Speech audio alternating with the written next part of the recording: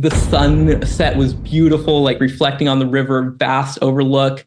And I just realized, you know what? There is good in the world. And it's like pure, real good. It's like beauty and it's everywhere. And it like doesn't make sense, but it's there. And it's like unexplainable and just so profoundly good. And that kind of like gave me a new like lease on life. William Frohne, a modern-day adventurer, chases the unknown, scaling treacherous peaks and capturing breathtaking landscapes. From the frozen peaks of Alaska to the rugged beauty of Greenland, his journey is a testament to the human spirit's indomitable desire to explore. Join us as we delve into the mind of this extraordinary individual, where fear gives way to exhilaration and the ordinary transforms into the extraordinary. All right, I'm here with William Frohne, and we're hopefully we'll be gonna be okay. He's up in Canada, you know. He's a globe trotter, you know. So we're you know he's moving about. So we might have a little bit of a delay. There's a snowstorm, which is perfect for what he does, because yes, definitely adventurous. So let's get into the origin story. I want to find out what built you and how you got to do what you do. You live a dynamic lifestyle. So let's find out, where you're from, where'd you grow up? What did mom and dad for a living? I mean, have you always been an outdoor person? Tell us a little about yourself. Yeah, so I grew up in this little town in eastern Washington called Walla Walla. I know William Frohne from Walla Walla. It's pretty great. But I actually had a relatively unique upbringing. I was homeschooled, and like my dad was a teacher. And so every summer we would just like hop in the car and go on just long road trips, across the country up to Alaska. He's from Alaska originally. Wherever. And little me wasn't like exactly super enthralled with that, but I enjoyed parts of it. But what I did get into was at a pretty young age, I got into photography. Little kids and things with buttons on them, it's a match made in heaven. And my dad had like one of the early digital cameras. And of course, I wanted to mess around with it. And so, I would be always taking it from him. And, taking a bunch of awful photos. And I had a lot of fun with that. So one summer, I got a lot of chickens and started selling eggs so I could save up and buy my own camera. Nice. And I saved up and I got like a cheapest like DSLR I could find. I think I was about, I want to say 11 at that point. And I just started taking so many photos. At the time, there was this platform called Nat Geo Your Shot, I think it was, or My Shot. There's Your Shot and My Shot. One's from Nat Geo and one's from Nat Geo Kids. And it was the Nat Geo Kids one. It was basically a social media for sharing photos. And I loved that. And I like went hard on that. And then started doing competitions and stuff and just got really involved in it. And it kind of like became my passion. It was super fun. Like I did some competitions through Your Shot where it was my photo ended up in Joe Biden's house and had my photo as the banner photo for Nat Geo Kids website for several months, which was, really cool to me. But anyway, then I got into high school and like, photography is not cool, right? I actually went to a cool. school. Well, high schoolers, like other high schoolers, they're like, and, so I was into soccer and I kind of just stopped doing photography and like focused on soccer. I wanted to play college ball and that was like my whole passion. Anyway, went through high school playing soccer and made it to college, played soccer there.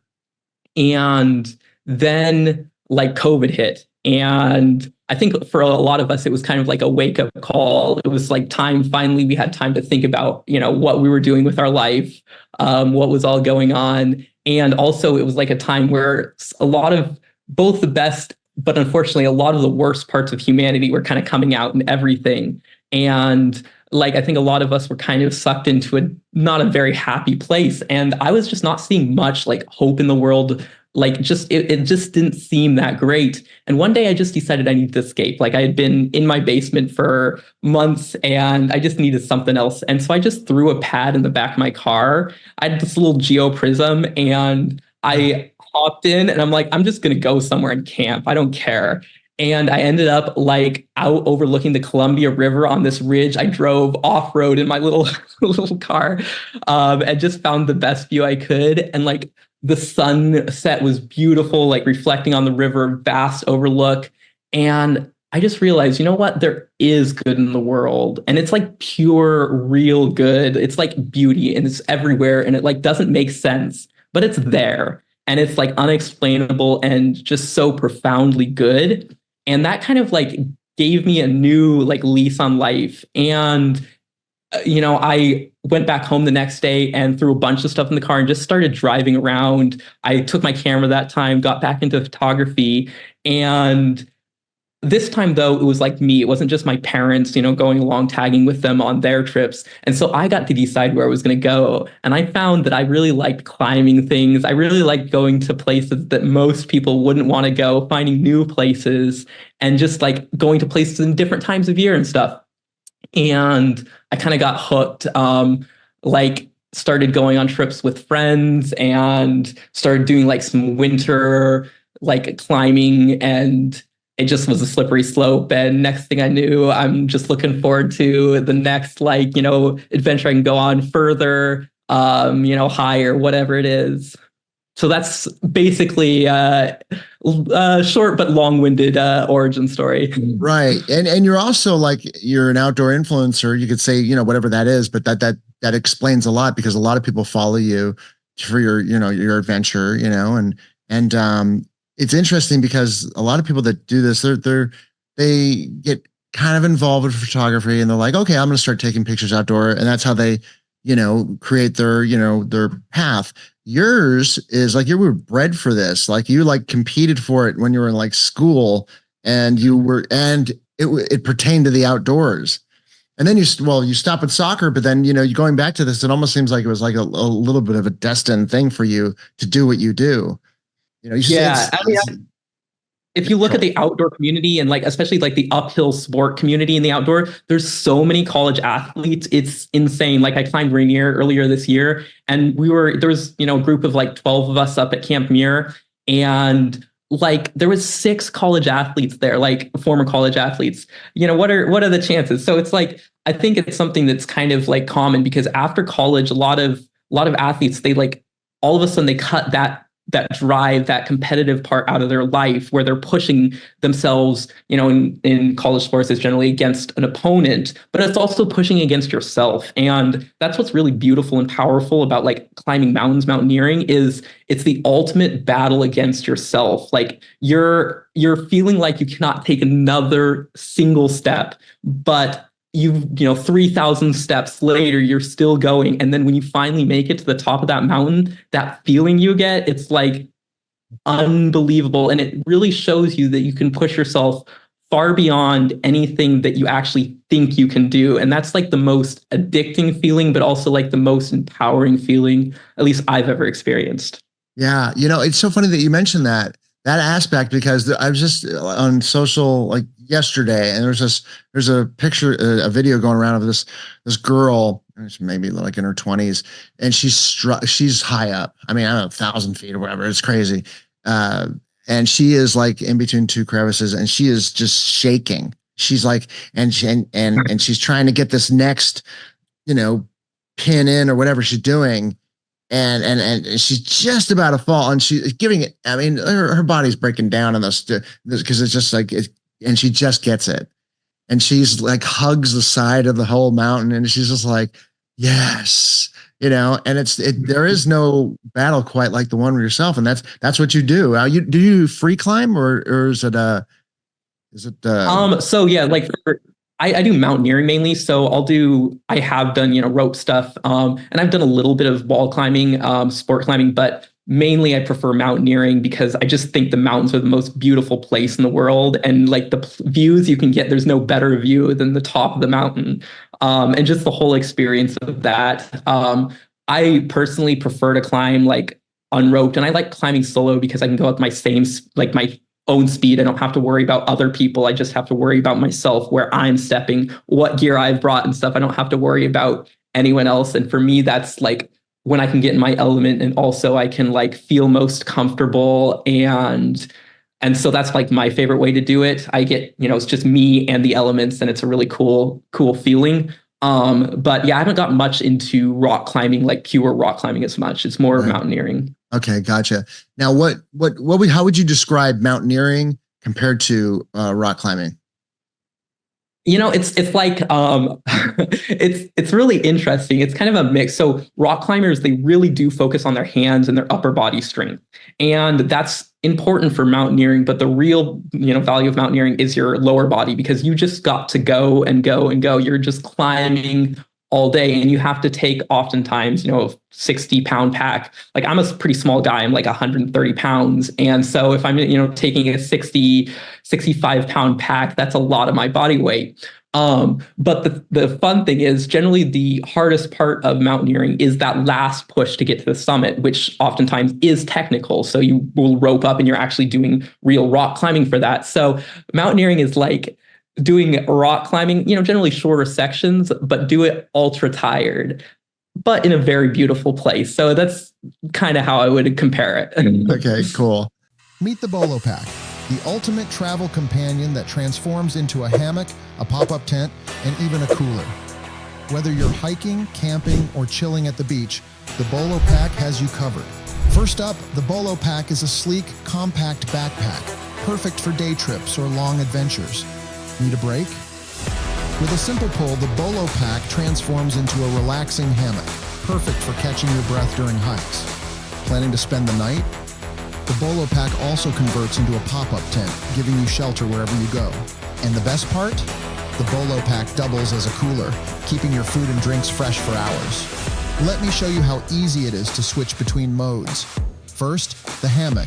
Just a few simple steps, and you're ready to relax. Next, the pop-up tent for quick shelter setup.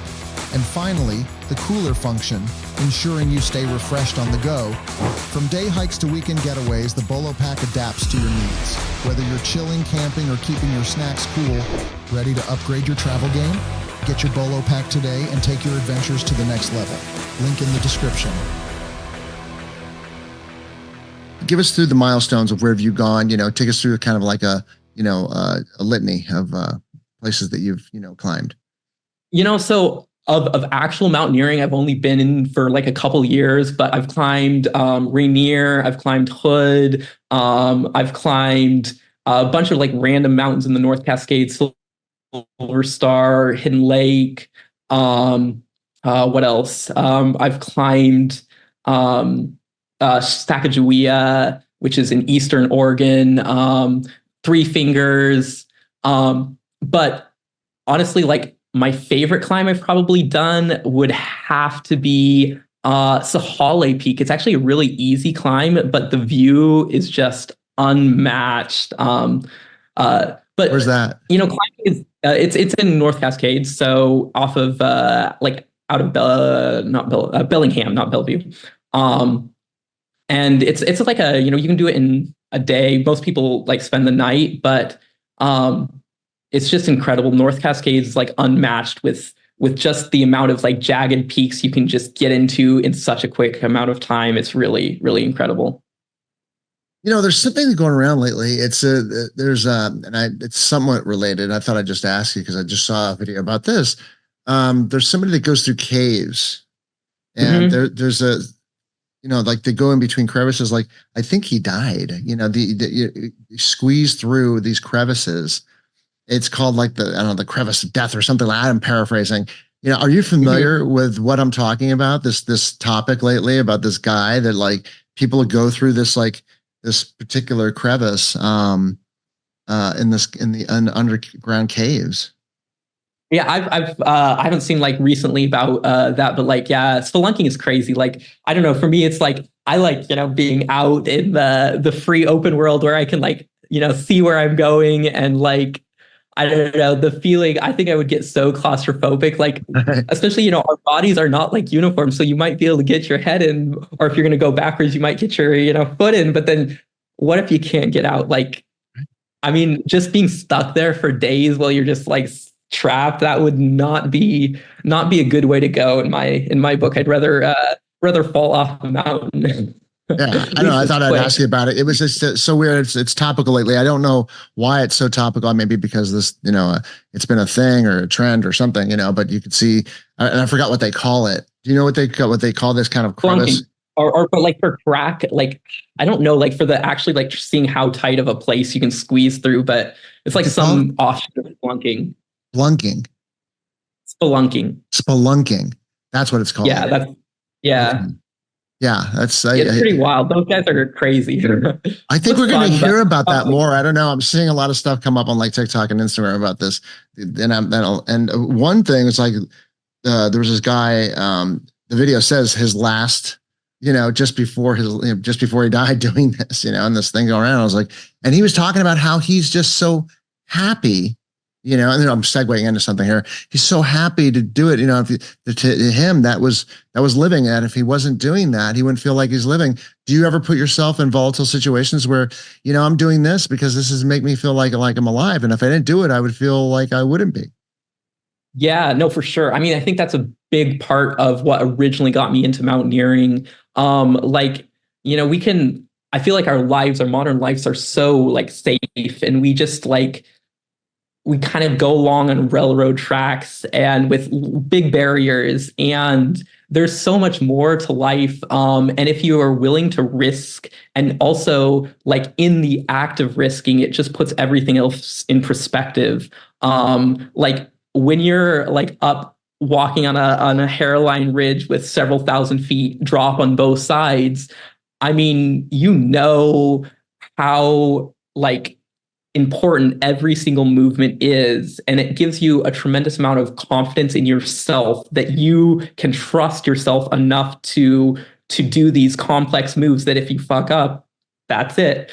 And that's a really powerful feeling, and it again translates into your normal life. It shows you that you're so much more capable than you may realize, and also then just the putting life into perspective that sometimes when you don't feel alive until you're pushing it to the extreme, and you realize how valuable and how precious life really is.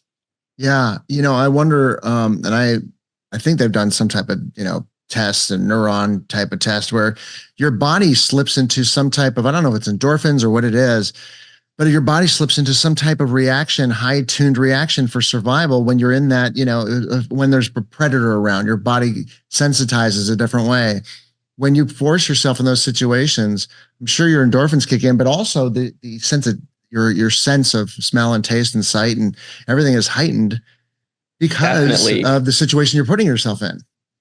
Mm-hmm. And I mean, just like the memory, it's like engraved in your brain. I feel like, a lot of life, we think about money and, trying to save up and in like, you invest in money so you can grow it. But I think there's something else, and that's memories. That's something that's almost equally as valuable. And you can invest in your memories, because every time you retell that story, every time you relive that experience, it gives you a little bit more happiness, a little bit more enjoyment. It will help you grow connections and stuff. And some of my strongest memories, some of my most impactful experiences with myself and with others have happened in these high risk, experiences where your body is on edge and it's releasing those endorphins and stuff. It just etches into your memory and makes an experience that's going to stick with you for your life for sure. And I think that offers a lot of value. Well, we got to get into that question is what are the moments? Like, is there a story where you could tell us where you've been in that situation where you're like, fuck, man, this was almost it. This is what happened. Oh man, there's been a fair few. One of the first ones, like I had, just gotten in. It was like my first like kind of winter climb. I was going up to a fire lookout. Like I drove my little Mazda hatchback as far as I could in the snow until it got stuck. And then I spent the night trying to dig it out. And eventually at some point I'm like, it's not getting out. I'm just going to dig a path around so any other cars could get by and just start hiking because I was dead set. I had driven 6 hours. I wanted to be there for sunrise. And so just started hiking, hiked up the road for like 5 miles and then started up the actual trail. And I'm going up the trail, wading through like knee to waist deep snow. And my legs start to cramp. I wasn't in like the mountain climbing shape at that point. And, leg cramps, when they get bad, they can be pretty debilitating, but also I'm pretty stubborn and I'm like, I'm making it. And so I'm just one agonizing step at a time. But I get up there and I have the most insane view, just amazing, amazing view. It's this little fire lookout up on a cliff, about 1,000-foot drop. And anyway, I'm like trying to get the most epic photo and I'm like adjusting around and I walk kind of to the edge. My brain's not really going at 100% when you're like, you pushed yourself that much and you're that tired. Like sometimes your brain can get a little foggy and I'm not thinking. And all of a sudden my leg just goes and punches through and I throw myself back. But my leg had gone over the cliff through a snow overhang called a cornice. And so I have like a photo of my footsteps that are going off the cliff. But I thankfully was able to throw myself back and it was a good little lesson to, you really have to make sure that everything you do, every step you take when you're in a place like that is actually with purpose, or you can very quickly end up in a very bad situation. And that was like, it's an overhang. It wasn't just a snow overhang, but like this place is a more than a straight down, at least probably at that point, 800 feet. So that would not have been a good thing for me, but that was a good little experience. Oh man, there's been other ones. Like I went up the wrong chute on Mount Hood and like I climbed up and I was like 100 foot up kind of a wall with just one ice axe and it had like a very thin layer of ice. And like you can with ice axe, if you have two ice axes, you can like kind of climb ice really well up to vertical. But with one ice axe, it makes it tricky. And then the ice got really thin and I couldn't chip in on anything.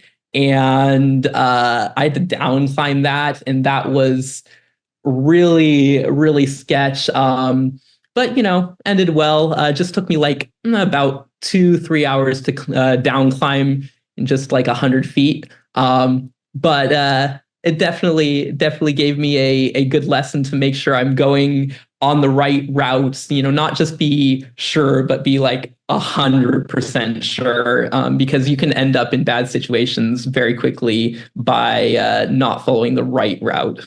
Right. Well, it all ended well. You're here. A lot of climbers that I've talked to, they say, there really is no difference between like, 10,000 feet and 80 feet, because. Yeah, no, really. Like, but are you able to get yourself in that mental state when you're up at a higher peak as opposed to like, say, look, it doesn't really matter between this or are you at that point where you're like, yeah, it's just the same between the 80 and the 800? That's like, I've tried to, but I don't know. There's something built into at least my brain. Like, if it's just an 80-foot drop, I'm like, no biggie. This is no problem. Right. But, there's something about that, like, 1,000-foot, like your mind, when you look down, your mind is just like, what are you doing? I don't know. It's some built-in thing. Right. And yeah, I don't know why, but it is a lot harder for me. Like if I'm doing some sort of move to try to, like get a new handhold or something, and there's a really big drop versus like, 100-foot drop, I'm going to take like 3 times as long on the really big drop, even though there's really probably no difference in the outcome if I mess up. Right. It's just something to do with, I don't know, like the brain just doesn't like, it's not used to that level of heights. I get it. I think most people are like that, but I'm still, I'll probably continue to ask that question. I thought the guy's like, no, my brain just says no, it's the same. But yeah, and some people like they're wired different. Like I have a friend who's just not at all afraid of heights. Like he does things that you're just like, but to him, for me, I used to be deathly afraid of heights, and I just kind of decided, you know what, I don't want fear to like rule my life. I want to be in charge of my own life. And that was actually kind of like, that was one thing that I knew I could take into my own hands. Like, I can go stand or sit on the edge of a cliff. And so I would go and I would like sit on an edge of a cliff, and, my knees would be like shaking like crazy, but I would just sit there and try to relax. And, it honestly did not take that long to really break that like irrational fear of heights that I had. Like, I just could not stand being anywhere near a cliff when I was younger. But I don't know if that works for everyone, but it definitely worked for me. I'm still like that. I was in Big Bend, and it's mainly also I got two daughters, and they're like walking on this. There's no these trails in Big Bend. Sometimes they're like about 100, 200 feet, and there's no railing, and you're just on the side, and you're like just watching them. It's like it literally hurts my sphincter sometimes, just like being up that high without like it's like if I just had like a lapse and this my foot or like I slipped on this gravelous rock. And then one thing led to another. I could maybe fall. So you just those thoughts like enter your head when you're just inevitably up that high. At least I do. Even like totem pole jumping. I don't know if you've ever done that. Like when you're on a harness, you go on top of like a 200. I don't know, something crazy. I forgot how I've done that. Tony Robbins seminar. But still, you can be strapped in. But to me, it's just guys got balls of steel. Now, what's the long-term play? What do you want to, what are you setting your sights on? Do you have goals like that you're, certain things that you want to do? Yeah. So, I mean, like every mountaineer, they always, get bigger and bigger peaks that they want to go for. So I've done the tallest, like most prominent in the lower 48. But I want to go up and I want to get Denali because, my dad's from Alaska. That would be super fun. There's a peak, Mount Moffat, that's in the Alaska range, and it's just really beautiful. Loved it since I was really love to do is I want to get some unclimbed peaks. And there's actually like so many out there. Like, you can, a lot of times you have to like go on a long approach is the thing. So it might be like you take a 3-week trip, like backpacking trip to get to the peak, but plan out like a month-long expedition, get a few friends and, go climb some remote peak in Alaska or in Greenland or something. And I think that would be really incredible. I mean, every kid dreams about, like discovering a place, something like that. And there's actually like places you can still do that. Also like winter climbs. I'd like to get some winter first ascents for sure. There's a surprising amount of peaks that haven't been climbed in winter. Climbing in winter versus summer shouldn't even like be compared oftentimes. Like, you can go to a peak in summer and it's like essentially a hike, whereas in winter it's like, harder than climbing, some of the taller peaks around, just some little random peak can, in the winter become nearly impossible. And so I want to get a lot of winter first ascents. But yeah, that's kind of like the goal. Just keep climbing, keep finding new goals, and like also like just climbing random little peaks are fun for me. Like just seeing a peak, deciding, hey, I'm going to go climb that, and like not even really, planning or anything, just doing that on the whim. That can be some of the best experiences because, you got to push yourself in route finding. You have to, see if it's even possible. And it's like the biggest adventure you can come up with. And then if you make it to the top, you're like, you know what? I just did this on a whim. And that's a pretty awesome feeling. Yeah. Greenland. I'm fascinated by Greenland. You said it's one of your goals. I mean, what do you know about Greenland? Oh man, Greenland. Oh, I really want to spend some serious time in Greenland. There is just so much to Greenland that is like barely touched. Like under the ice, they have like a canyon that's potentially the biggest in the world. Like, they have some of the tallest mountains, like most prominent mountains are in Greenland. Now, they're a lot of times like buried in ice, a lot of them. So, they don't look as spectacular, but there's just so many incredible, unique things in Greenland. There's amazing rock walls. Like if if you're into sport climbing and you want to climb some unclimbed walls, Greenland's the place to go. But I mean, it's just the whole island has some of the most, if it was uncovered in ice, we would look at Greenland as one of the most geographically unique places on Earth. It would be like, a tourist hotspot. But it is, mostly covered in ice. But that doesn't mean that you still can't climb. You can climb. There's all these peaks sticking out. There's like caves in Greenland that are really cool and like unexplored. It's just like one of the last true frontiers. And again, that little part of me that, wants to go see things that haven't been seen before, really, really draws me to Greenland for sure. Very cool. William Frohne, tell everybody how they can find out more about you. Yeah, so you can find me on both TikTok and Instagram at William Frohne. That would be WILIAMFROHNE. And, I'm about ready to take off into full-time van life. So I'll be in the mountains, like basically nonstop, starting here in a couple of weeks. And so you'll be getting lots of adventures. I love to share the best places I find. I really believe that getting out in nature is the best thing that anyone can do for themselves. And it's been like the most powerful impact for good in my life. So I just like to help anyone who wants to get into outdoor adventure to do it, because there's really just, it's like a cheat code for life, really, at least for me. I was just talking to somebody yesterday, Abigail Jocelyn. She was just talking about, she's set a goal to live in a van it's a really nice van, one of those nice ones, for 2 years. And she says the community is so amazing that she is not so sure that she wants to stop. She wants to do this indefinitely.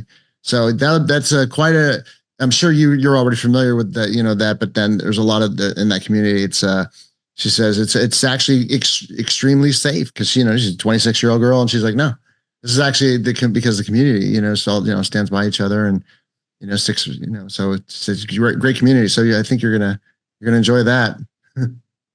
Yeah, I'm super excited. I've been building out the van for the last 4 months and it's really starting to come together. And so that's really exciting. Really, really hyped to get on the road. Very cool. Well, you definitely got, this great presence online where you could share with everybody. So tell everybody one more time where they could find your Instagram handle and your TikTok handle. Yep, at William Frohne, Frohne. That's the last name. On TikTok and Instagram, you can just Google me, William Frohne, and I'll pop right up. I have a website if you want to reach out to work with me. But yeah, check me out if you can. Appreciate it. That's the unique thing about having an awesome, unique name is no one else. You can get those URLs and those handles. No one has it. So. Oh yeah, it's no problem. Thank you so much for sharing. Hey, appreciate you having me on. It's been a pleasure. Thanks for joining us. Gear up for your next adventure and head over to BOLOTOR.com to check out the amazing Bolo Pack and their other innovative outdoor gear. Catch you next time.